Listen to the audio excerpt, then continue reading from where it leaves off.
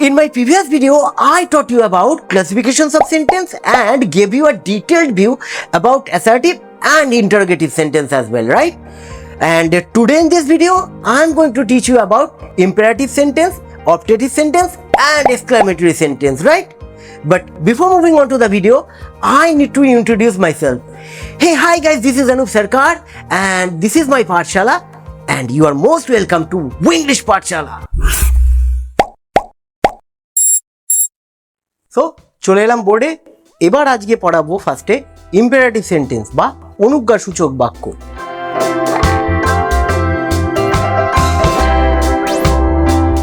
কাকে বলা হয় ইম্পেরাটিভ সেন্টেন্স বা অনুজ্ঞাসূচক বাক্য? যে বাক্যের মাধ্যমে আদেশ, অনুরোধ, উপদেশ ইত্যাদি বোঝায় তাকে বলা হয় ইম্পেরাটিভ সেন্টেন্স। বোঝা গেল? যে বাক্য দিয়ে আমরা কাউকে হয়তো আদেশ করলাম, এই এদিকে আয়, অনুজ্ঞাসূচক বাক্য। এই আমাকে একটা কাজ করে দিবি, এক গ্লাস জল এনে দিবি। এই যে এক গ্লাস জল এনে দিবি রিকোয়েস্ট করা হচ্ছে। ইংরাজিতে যেমন আমরা বলি please give me a glass of water, ইংরাজিতে আমরা কি বলি? দয়া করে আমাকে এক গ্লাস জল এনে দেবে। এতটা তো ফর্মাল আমরা বলি না, আমাদের টোনটা থাকে অনেক ফর্মাল। আবার অনুরূপভাবে আমরা যেমন বলি বাইরে রোদে যেও না, এই যে উপদেশ দিচ্ছি, এই সবই কিন্তু অনুজ্ঞাসূচক বাক্যের উদাহরণ।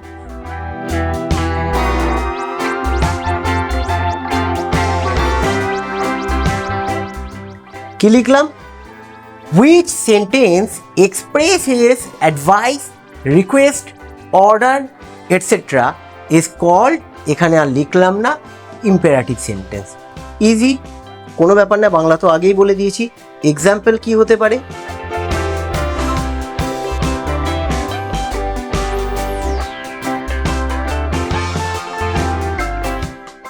তো কি লিখলাম?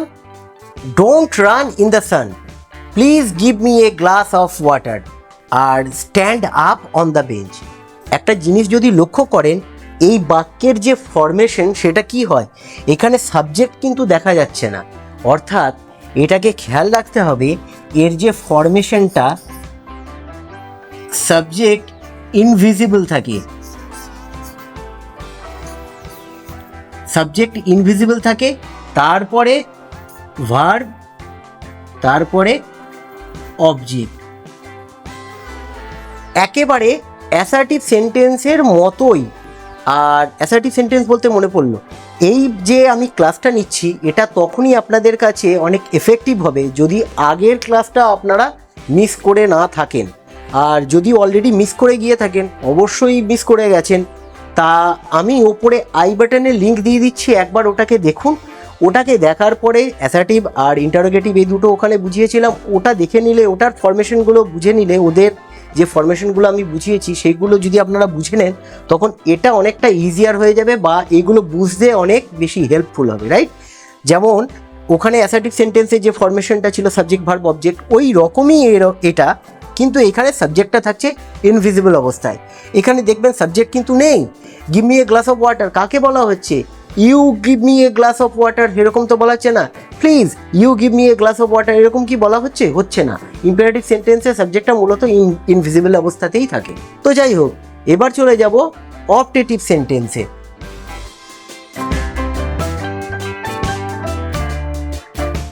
তো অপটেটিভ সেন্টেন্স কাকে বলে? অপটেটিভ সেন্টেন্স, অপটেটিভ সেন্টেন্স কি ধরনের হয়?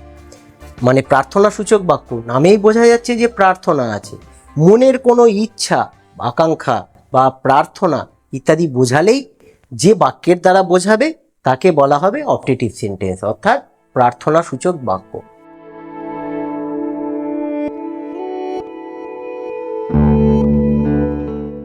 কি লিখলাম? Which sentence expresses desire or wish is called optative sentence. যে সেন্টেন্সের দ্বারা উইশ মানে হচ্ছে আমাদের ইচ্ছা, দুটো পার্থক্য আছে। ডিজায়ার মানে হচ্ছে আকাঙ্ক্ষা,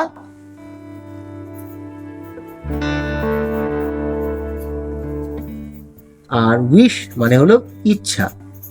দুটোর মধ্যে কিন্তু অনেকটাই পার্থক্য আছে। যাই হোক, তো তাকে বলা হয় অপটেটিভ সেন্টেন্স। ফরমেশন হবে, প্রথমে থাকবে মে, তারপরে হবে অ্যাসার্টিভ সেন্টেন্সের মতো। প্রথমে হবে মে, তারপরে হবে অ্যাসার্টিভ সেন্টেন্সের মতো। তাই বলে কি সব বাক্যেই সমস্ত অপটেটিভ সেন্টেন্সেই কি মে থাকবে? দেখা যাক, এক্সাম্পল দিই।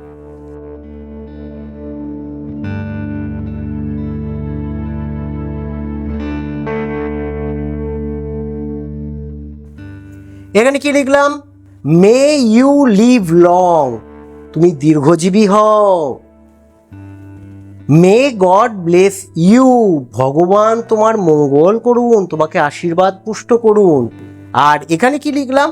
লং লিভ আওয়ার চিলড্রেন, আমাদের সন্তানেরা যেন দীর্ঘজীবী হয়। তাহলে এখানে যদি লক্ষ্য করেন, এই যে মে, এই যে মে, আর বাদ বাকিটা কিন্তু অ্যাসার্টিভের ফর্মেই বসেছে।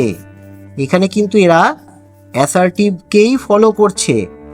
তাই বলছি, যদি আগের এপিসোডটা মিস করে থাকেন একবার দেখে নিয়ে, রিয়েলি হেল্পফুল হবে। তো যাই হোক, এর বেশিরভাগ ক্ষেত্রেই মে বসে এবং অ্যাসার্টিভ বসে। তাই বলে কি সব ক্ষেত্রে মেয়েই বসবে? মেয়ে ছাড়া কি মানে অন্য কিছু বসে কি আর অপটেটিভ সেন্টেন্স হতে পারে না? অবশ্যই হতে পারে। যে এটা প্রমাণ করছে। তাই লং লিভ আওয়ার চিলড্রেন, এটা তো আমাদের মনের কোনো বাসনাকেই প্রকাশ করছে যে আমাদের সন্তানেরা যেন দীর্ঘজীবী হয়। কই, এখানে তো মেয়ে বসেনি, এরকম হতেই পারে। ঠিক আছে, তাহলে এবার চলে যাব লাস্ট আজকের যেটা, সেটা হলো এক্সক্লামেটরি সেন্টেন্স।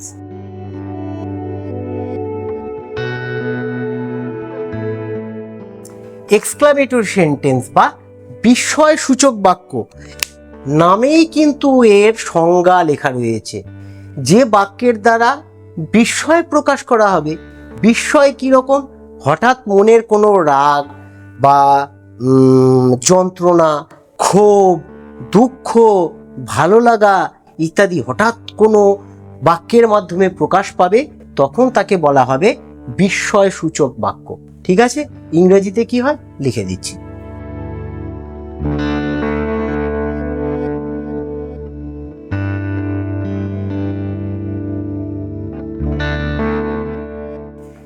কি লিখলাম? which sentence expresses sudden happiness, anger, pain, surprise, sorrow, অনেক কিছু হতে পারে, is called an exclamatory sentence. exclamatory sentence কি? মনের আবেগগুলো বেরিয়ে আসবে হঠাৎ করে, সেই আবেগ যেরকমই হোক না কেন, সেটাকেই বলা হবে বিস্ময়সূচক বাক্য। ঠিক আছে, যেমন উদাহরণ কি হতে পারে?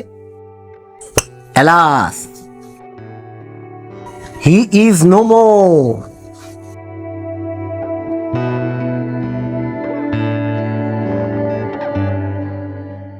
আর ফরমেশনের ক্ষেত্রে খেয়াল রাখতে হবে, প্রথমেই কিন্তু বিস্ময়সূচক যে আমাদের ওয়ার্ডগুলো আসবে সেইগুলো কিন্তু প্রথমেই বসে যাবে। এই যে প্রথমেই কিন্তু এগুলো বসেছে প্রথমেই। আর মনে থাকে যেন এই বিস্ময়সূচক যে ওয়ার্ডগুলো বসছে তারপরে কিন্তু এই বিস্ময়সূচক চিহ্নটা মাস্ট। ঠিক আছে, এক্সক্লামেশন মার্কসটা কিন্তু দরকার, এই মার্কটা আমাদেরকে বসাতেই হবে। তারপরে যে সেন্টেন্স যেরকম আছে অ্যাসার্টিভের মতো হয়ে গড়গড় করে বসে যাবে। বোঝা গেল?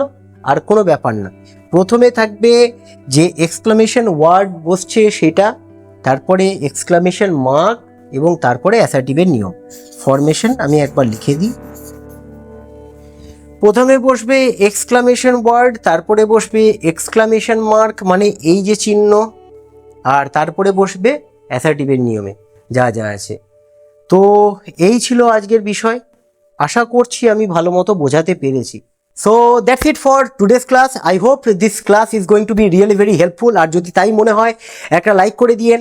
কোথাও যদি কোনো ডাউট থাকে কমেন্ট সেকশন একদম খোলা আছে আপনাদের জন্য, অবশ্যই কমেন্ট করবেন। আপনাদের ডাউট ক্লিয়ার করাই কিন্তু আমার রেসপন্সিবিলিটি। সো একদম কোনো ঝঞ্ঝাট নেই, ফট করে একটা কমেন্ট করে দিন, সেটা ভালো লাগা হোক মন্দ লাগা হোক যাই হোক। আর যদি মনে হয় যে এই চ্যানেলের যে মেটেরিয়ালগুলো আছে সেগুলো আপনাদের লার্নিংয়ের ক্ষেত্রে অনেক হেল্পফুল হবে, তো সাবস্ক্রাইব করে নিন। একটা লাল কালারের বাটন আছে, ওটাকে একবার ঠাট করে ক্লিক করে দিয়েন। আর দেখা হচ্ছে এরকমই নেক্সট কোনো ইন্টারেস্টিং ভিডিও নিয়ে আপনাদের সাথে খুব তাড়াতাড়ি। ততক্ষণ পর্যন্ত ভালো থাকবেন, সুস্থ থাকবেন, and keep practicing and keep learning.